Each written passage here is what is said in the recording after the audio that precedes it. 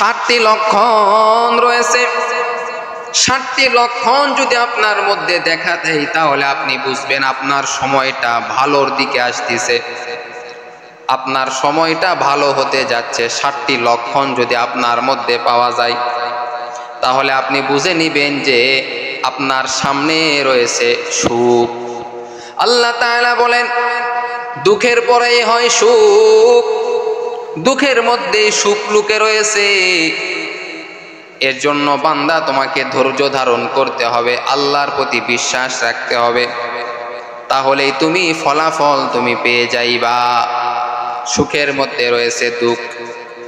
এরে নবীর উম্মতের দল, যখন কষ্টের মধ্যে থাকবেন তখন আপনাকে ধৈর্য ধারণ করতে হবে, ধৈর্য ধরতে হবে। কারণ আল্লাহ তাআলা ধৈর্য ধারণকারীকে পছন্দ করেন। যে বান্দা ধৈর্য ধারণ করবে কষ্টের মধ্যে, আল্লাহ তাআলা বলেন ওই বান্দাকে আমি আল্লাহ বিনা হিসাবে জান্নাত দান করব।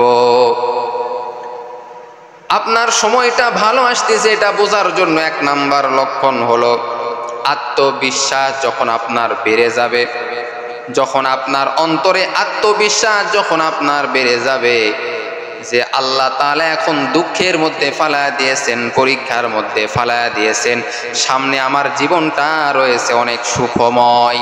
এই আত্মবিশ্বাস যদি আপনার যদি থাকে তাহলে অবশ্যই অবশ্যই আপনি বুঝে নেবেন যে আপনার সামনের দিনগুলি রয়েছে সুখময়। 2 নাম্বার হলো, এ আল্লাহর বান্দা, অতীতের ভুল থেকে ফিরে আসা। অতীতের ভুল থেকে যখন আপনি শিক্ষা অর্জন করবেন, অতীতের ভুল থেকে যখন আপনি ফিরে আসবেন, তখন আপনি বুঝে নেবেন যে আল্লাহ তাআলা আপনার উপর খুশি এবং সামনের দিনগুলি আপনার ভালো রেখেছেন। আল্লাহ তাআলা সামনে আল্লাহ তাআলা আপনাকে শান্তি দান করবেন।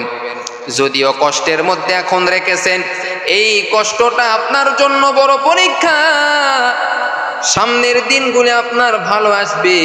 ওরে আল্লাহর বান্দা, যখন আপনি ভুলের শিক্ষা যখন আপনি অর্জন করতে পারবেন, অতীতের ভুলের শিক্ষা যখন আপনি অর্জন করতে পারবেন, এরে আল্লাহর বান্দা 3 নাম্বার হলো মানসিক শান্তি যখন আপনি পেয়ে যাবেন, মনের মধ্যে যখন আপনার শান্তি অনুভব হবে, তখন আপনি বুঝে নেবেন সামনের দিনগুলো আপনার ভালো আসতেছে।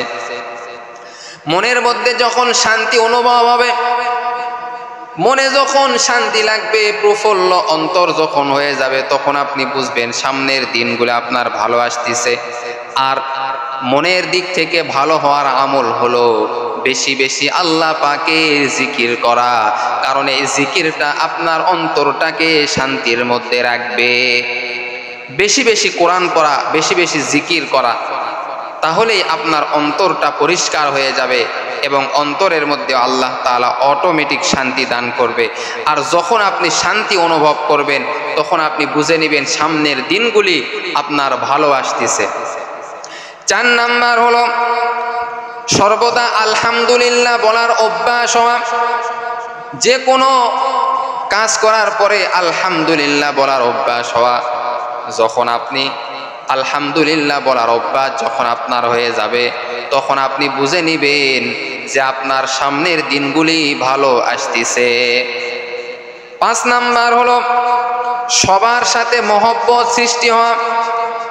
সবার সাথে যখন আপনার মহব্বত সৃষ্টি হয়ে যাবে, সকলে যখন আপনাকে ভালোবাসবে, সকলে যখন আপনাকে ভালো চোখে দেখবে, সবার সাথে মহব্বত যখন সৃষ্টি হবে, তখন আপনি বুঝে নিবেন রে ভাই আপনার ভালো সময় আসতেছে, আপনার সামনের দিনগুলি ভালো দিন চলে আসবে।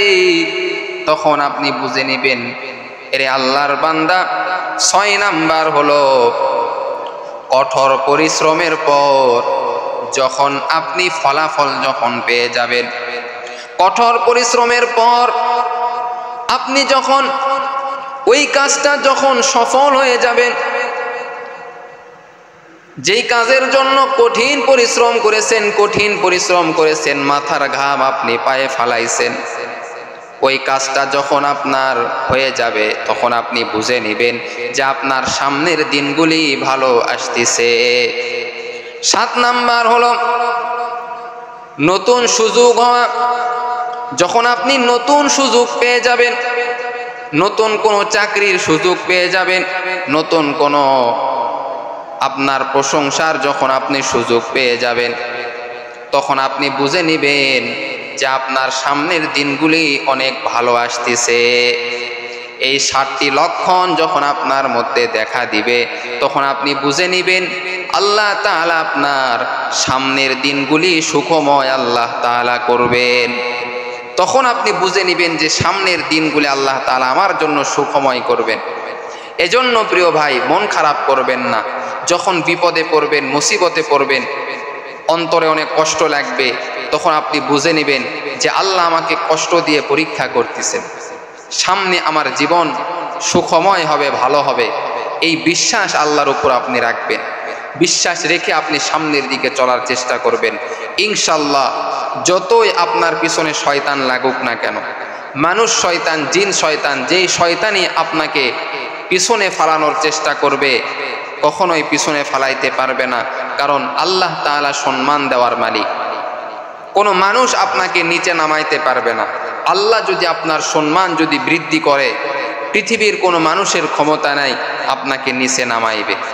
এজন্য আমাদের বিশ্বাস রাখতে হবে আল্লাহর উপর, ভরসা রাখতে হবে আল্লাহর উপর। আল্লাহর উপর ভরসা করে যদি আমরা থাকি, ইনশাল্লাহ একদিন আল্লাহ তাআলা আমাদেরকে শান্তি দান করবেই করবে ইনশাল্লাহ।